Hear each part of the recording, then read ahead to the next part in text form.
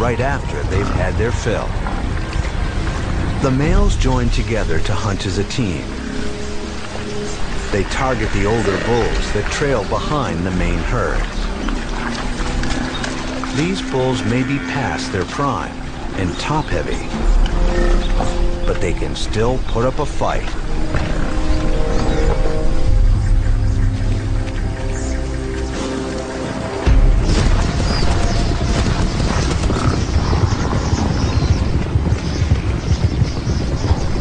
Two of the lions separate one bull from the rest of the group.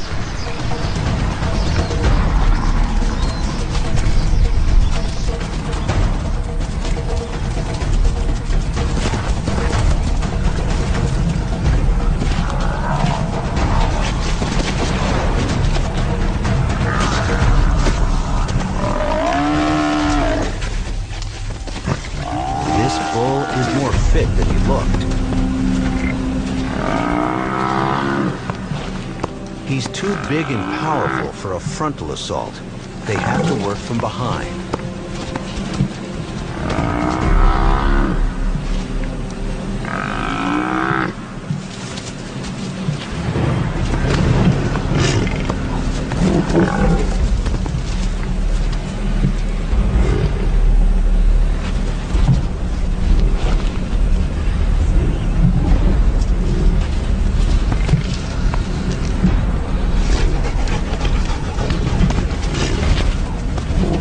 With the lions on the defensive, the buffalo makes a run for it. But there's no escape.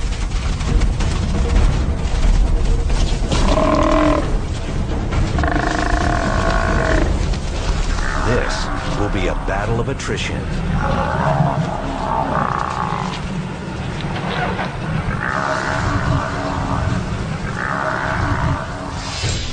The bushbuck females use a different strategy from the males. For them, it's divide and conquer. By splitting the big herd into several groups, they reduce their risk from stampeding hooves.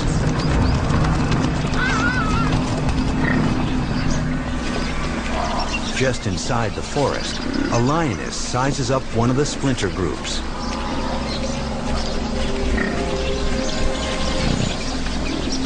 She follows them down to the riverbed.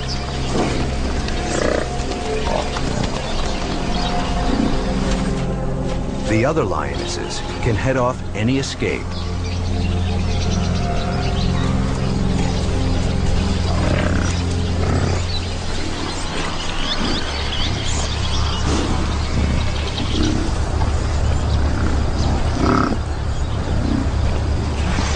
Despite the threat, the buffalo have to drink.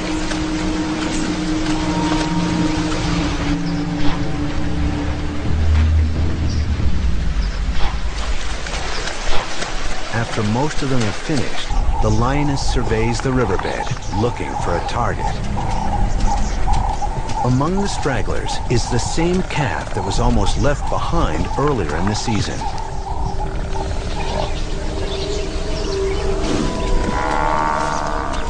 He's easy prey.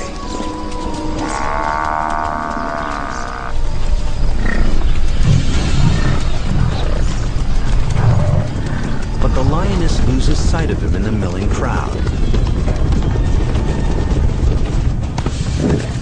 Instead, she targets his mother. The rest of her team keeps would-be rescuers at bay. But even that task is fraught with danger. Neither side backs down. Like a matador, the bushbuck lioness is trying to force the buffalo to charge. Once the cow lowers her head, she aims between the horns. Then she just has to hold on.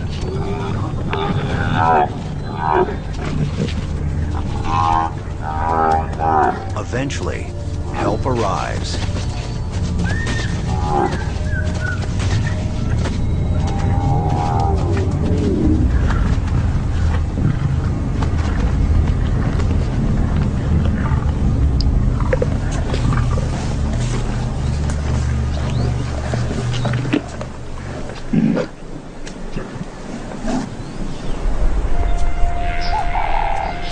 once again, the calf is alone.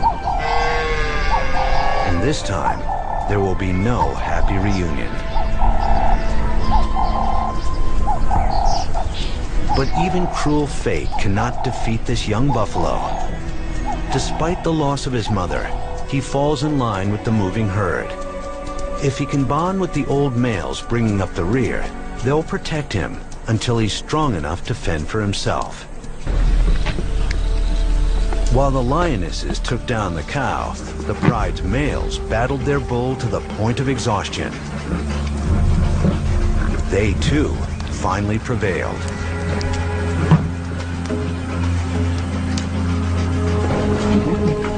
For the bushbuck pride, it's been a good day.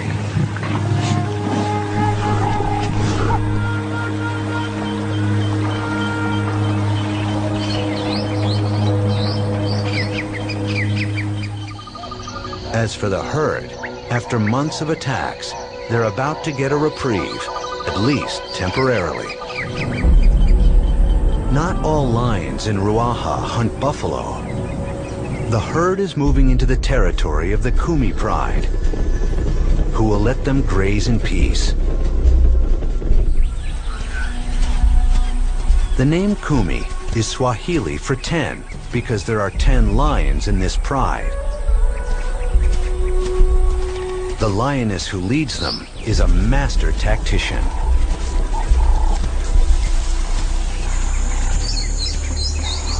She and her sister are the only adults. They have 8 youngsters to train in the fine arts of hunting. As they patrol their territory, they keep their eyes peeled. The Kumi lions specialize in daylight ambush hunting. They look for targets of opportunity, mostly zebra and antelope. Even giraffes are fair game.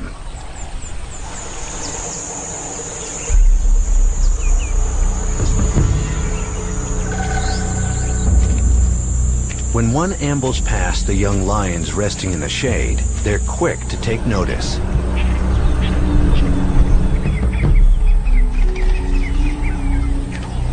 This is a temptation they can't resist.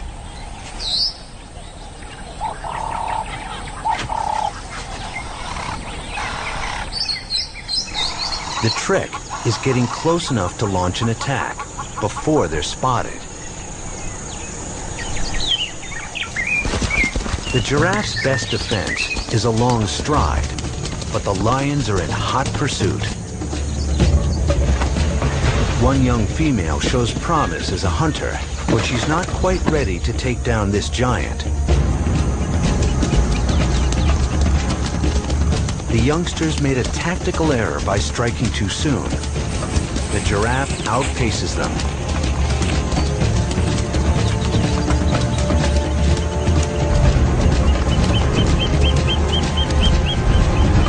It was a valiant effort, but these novices have a lot to learn. The pride's lionesses, on the other hand, are master hunters. They've had years to hone their craft. The leader heads downriver, where zebra are gathering on the bank. She and her sister work their way closer to pick a target.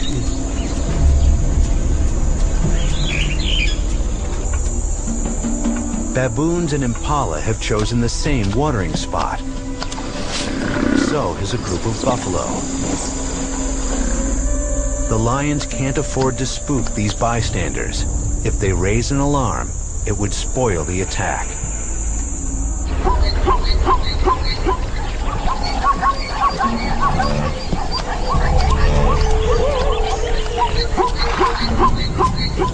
When the zebra climb down the bank, the lionesses take up position.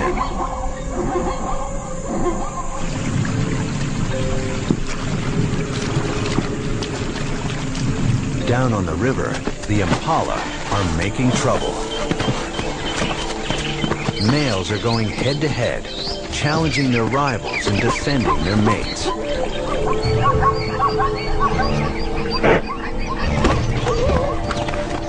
The commotion upsets the neighbors.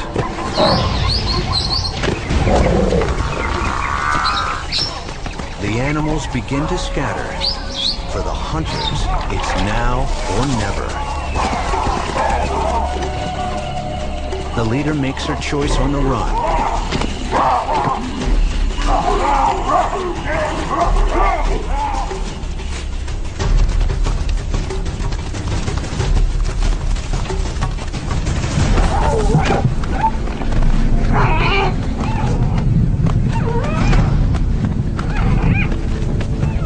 Her chokehold is a classic technique.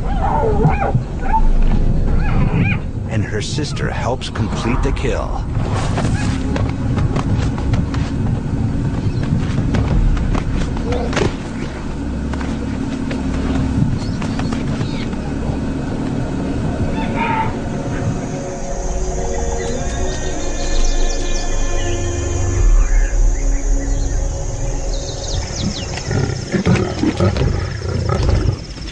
As long as the Kumi lions are satisfied with smaller prey, the buffalo have little to fear.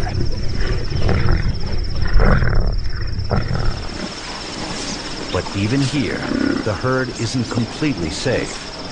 Other lions have entered this territory. Lions with a taste for buffalo and no respect for boundaries.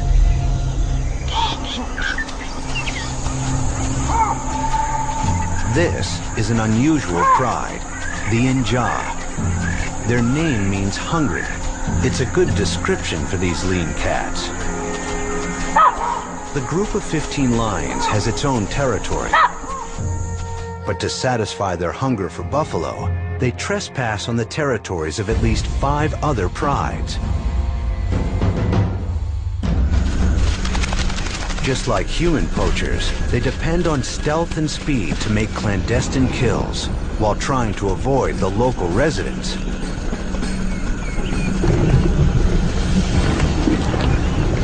The Inja lions usually go after calves, easy to catch and kill.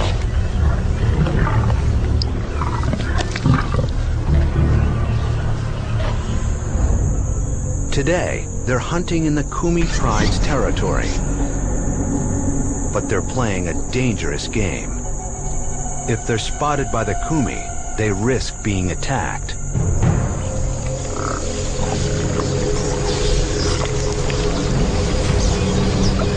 Late in the afternoon, the buffalo herd makes its way down to the water. The Inja follow. The lions wait until most of the herd has retreated to the forest. Then they look for stragglers.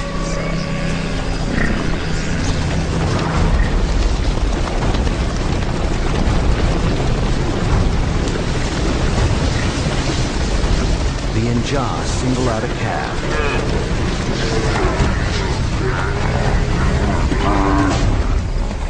Its mother and the other buffalo have no chance to mount a defense.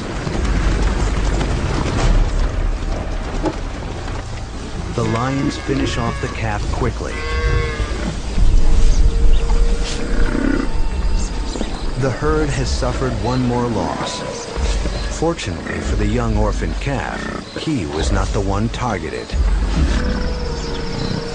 His luck seems to be holding.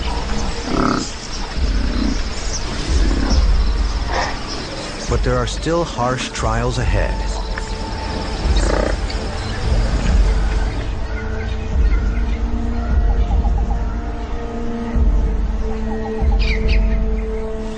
Every day, the buffalo's situation grows more dire.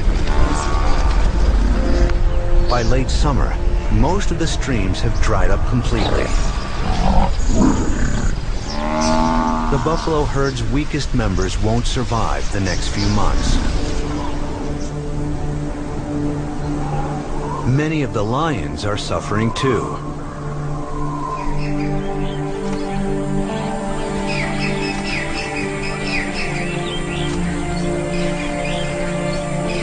Some are nursing injuries from their battles with buffalo. For a lion, a broken leg is certain death.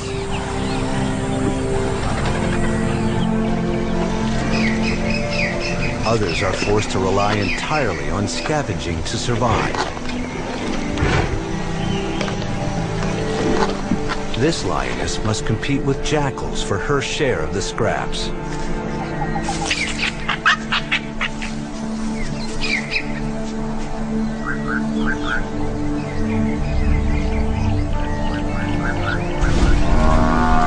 As they continue their search for water and food, the desperate buffalo double back. They return to the border area of the Baobab Pride. By now, the Mwagusi River is long gone. But somehow, the elephants know how to find water. They dig in the riverbed, uncovering hidden sources.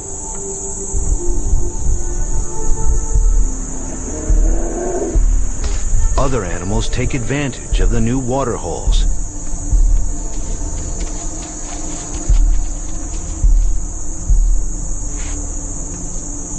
And some, including a few of the Baobab lions, have even mastered the elephant's technique.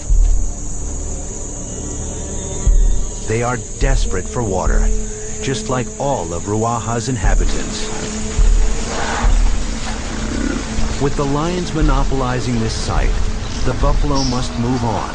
Their pathfinder leads them downriver, looking for safer places to drink.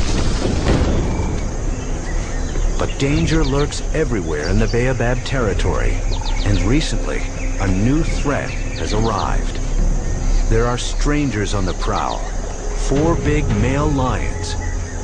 They may have come here looking for food, but they've stumbled on something better. A pride that's ripe for a takeover.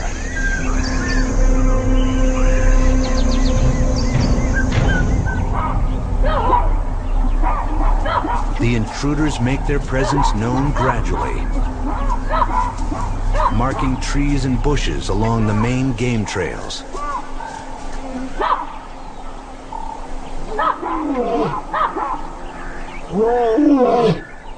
There's not much the old resident males can do, except broadcast loud warnings. They go unheeded. A violent confrontation is brewing. After weeks in the Baobab territory, the young outsiders finally make their move, sniffing out the resident males for a showdown. These battles are often fought to the death, but the old lions must meet the challenge. Their lionesses will wait for the outcome.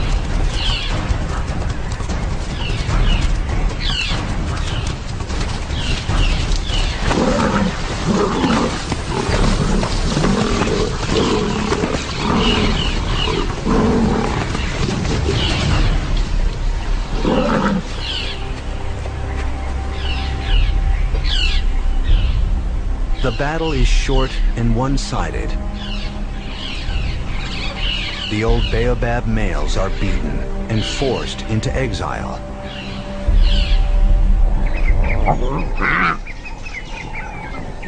Now the pride's cubs are under threat. The new rulers will kill any young sired by the deposed males. Their best chance for survival is to flee with their mother. But a single mother will get no help with the hunting until her cubs are at least a year old. She'll have to provide food and protect them from predators, including other lions. After she escapes, the usurpers begin mating relentlessly with the remaining lionesses. They'll make sure that the pride's next generation carries their genes. That's how they consolidate their takeover. The lions are getting a head start on the future. But for now, the challenge is surviving this hard season.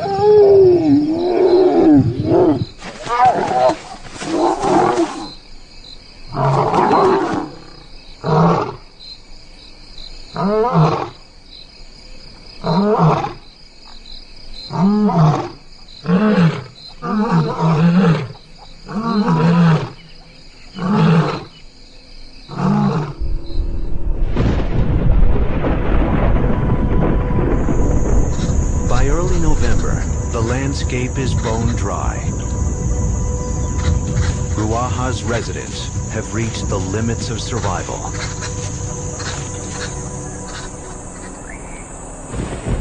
Then, at long last, distant thunder signals a welcome transformation.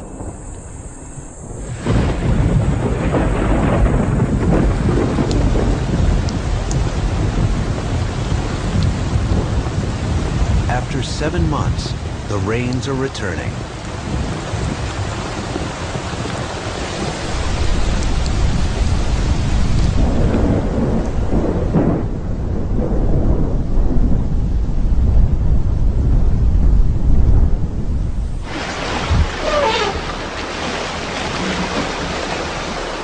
Within weeks, there's an abundance of life-giving water.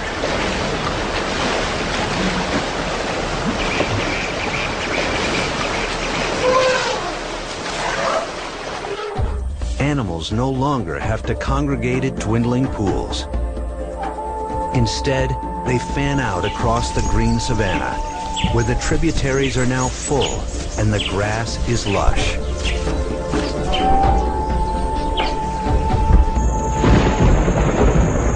The big buffalo herds break up into small groups again.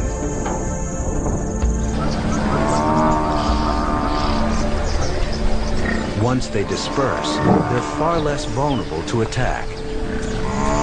Many buffalo head to the highlands to spend the coming months feeding and breeding.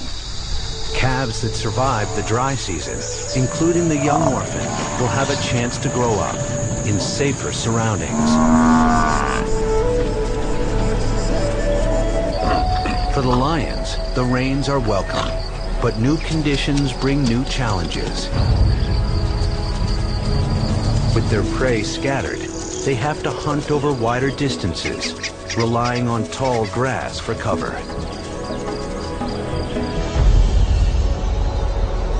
But the rains won't last forever. In a few months, there will be another change of seasons. Once again, the buffalo will embark on their annual quest.